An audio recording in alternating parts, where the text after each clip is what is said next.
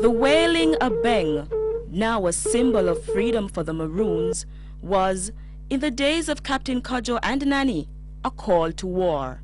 The 21st century Maroons are concerned with the advancement of their community in various areas such as information technology, entrepreneurship, education, and agriculture. This was not the case over 2.5 centuries ago. Then there was only one concern: freedom.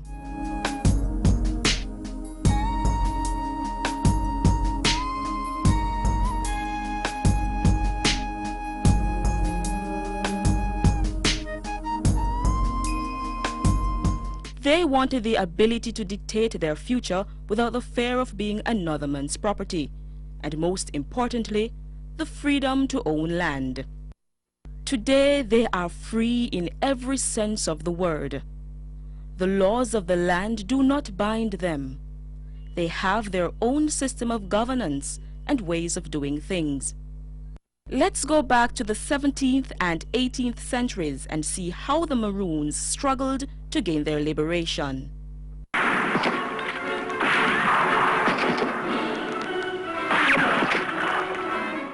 The name Maroon was generally applied to runaway slaves. The groups were found predominantly in the mountains of Dominica, St. Lucia, Puerto Rico, St. Vincent, Hispaniola, and of course, Jamaica.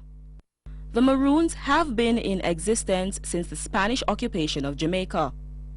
During the British invasion in 1655, the Spanish freed their slaves who then joined the Maroons in the interior. The British were soon to meet possibly the most defiant and determined group they would ever encounter. Although smaller than most of the other Maroon settlements in the region, the Jamaican settlements were arguably the most successful. By the 1730s, permanent Maroon settlements were built in Trelawney Town, Accompong, Nanny Town, and Crawford Town. Whenever there was contact between the British and the Maroons, there was fighting.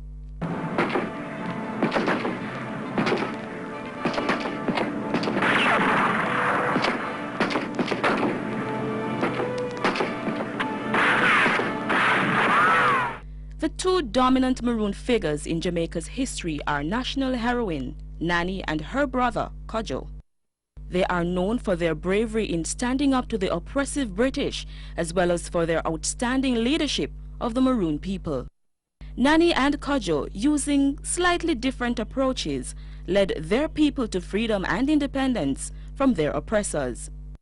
Nanny Town in Portland in the 18th century was the home base of the Wynwood Maroons. They survived by clearing land and cultivating crops. It was said that they also survived by raiding estates nearby. Nanny not only led her people to war, but she was their spiritual leader and was responsible for the welfare of the women and children. The Maroons of Jamaica persevered in their quest to stem the tide of European settlement and were feared by the settlers. Nanny led over 800 Maroons against the British for over 50 years. Part of their strategy was to outmaneuver their enemies by using foliage to camouflage the warriors. Although Nanny Town was overrun by the British troops in 1734, Nanny and her people escaped to the Kojo Mountains to form New Nanny Town, now known as Moortown. While Nanny led the Maroons in the east, Kojo led the Leeward Maroons in the west. The battles between the British and the Maroons were mainly territorial in nature. The series of confrontations between the Kojo-led Maroons and the British intensified in 1731 and lasted until 1738, when the British signed the peace treaty as they realized they could not defeat the Maroons. Kojo and his men were determined to maintain their freedom and their land. Nanny disagreed with her brother Kojo's signing of a peace treaty with the British in 1738. Instead, she led her people in continuous warfare until the British signed a land patent granting Nanny 500 acres of land in Portland in 1741. The treaty signed in 1738 is what is now celebrated on January 6 each year at a compound in St. Elizabeth. It also coincides with Kojo's birthday. This year's celebration marked the 265th anniversary of the signing of the peace treaty. In the words of a former Maroon leader, Colonel Martin Luther Wright, the celebration does not only honor Kojo's remarkable leadership and the signing of the peace treaty, but it also serves to reunite Maroons in their dedication to stand firm on their traditional values for freedom, liberty, and respect for human dignity. During the celebrations, the citizens of Akampong, who are descendants of the Coromante, Ashanti, and Congo tribes of Africa, reenact the practices and rituals of their forefathers. They give visitors an opportunity to experience the culture of the Maroons and get a glimpse of the lifestyle of those resilient Maroon soldiers. The annual Maroon celebrations have taken on a more national appeal in recent years. With the intervention of the Tourism Product Development Company, TPDCO, the Akampong Maroon Festival has become an integral part of the Jamaica Tourist Board's thrust towards community tourism. The tourism thrust for us will be to the communities. We have done the traditional, where we have been on the beaches and the resort areas. The more we get the communities involved, the more we have the involvement of the Jamaican people. We have so much to offer in this country. You look right around in Akampong. Our history, our heritage, our culture brings the community right in touch with us. And so this way, the visitors get a chance to interact with the Jamaican people and the communities see what tourism really can do for them. Not just international tourism, domestic tourism. Because here, although we do have some visitors, it's a lot of Jamaican people supporting Akampong's festival today and their celebration. Since the year 2000, TPDCO has been in partnership with the Akampong community to promote and develop the necessary infrastructure and training. Our main thrust now is community-based tourism development, and Akampong is an ideal attraction. It's a village, it has heritage, it has culture, and it has been going on, carrying on its tradition for over 200 years and attracting people from all over the world. So what we have decided to do is to try to empower the community to deliver a better product.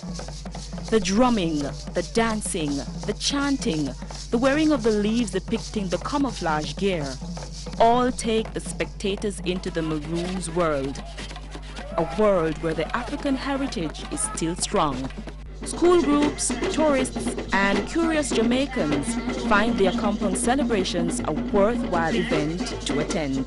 The history is very interesting. It was important to read it, but to experience it, the whole day we've been here, and it's great. This is my first experience here. It is different. The food is great, and the people, they have a totally different spirit here, you know, welcoming. This has been my first time, and overall I could say it has been a tremendous event. I think this is a great step in carrying some of our traditions back, and overall I must say it has been fantastic. There are several symbolic structures at various points in Akampong. The Kojo Monument is a memorial to the war leader. There are 4 sealed grounds in the community. It is at these points that the traditional religious ceremonies were held for the protection of the village. The persons who lived on the sealed grounds were said to have special powers. The kinder tree or the family tree is an ancient mango tree. It was under this tree that Colonel Kojo held the meetings to bring together the 3 tribes. The annual ritual begins at this point with ital cooking. This is cooking without salt as a sign of purification. After the ital food is prepared, the elders take it to a sacred spot in the hills to perform a ritual which involves their Maroon ancestors. The Maroons then march from the kinder tree to a monument built in commemoration of the triumph over the British. Those participating in this march are all garbed in leaves representing the camouflage gear of the Maroon warriors. The Bicker Village is an area of the community consisting of buildings made of wattle with grass roofs. The village is a model of traditional Maroon housing which was constructed with the assistance of TPDCO. There is now a museum which showcases artifacts and other vestiges of Maroon life. Guest speaker at the civic ceremony held earlier this year, popular storyteller Amina Blackwood Meeks challenged the patrons to take responsibility for creating moments in history as the Maroons have done through their great legacy. In so doing, she believes that the future generation will be committed to the traditional values of freedom, liberty, and respect for human dignity. And in asking ourselves if this is a moment in history, what is our responsibility to that moment in history? I would encourage us, if we're really so concerned about what happens to our young people, to give them roots and wings. Give them the foundation on which they are going to grow into the men and women that liberated Akongpong and all the other Maroon villages around us, so that when they in fact get wings and fly away, the roots have been so deep that they will also want to come back. The story of the Maroons will always be that of a resilient people determined to gain their freedom and to own their own land. All persons of African heritage can be inspired by their remarkable story.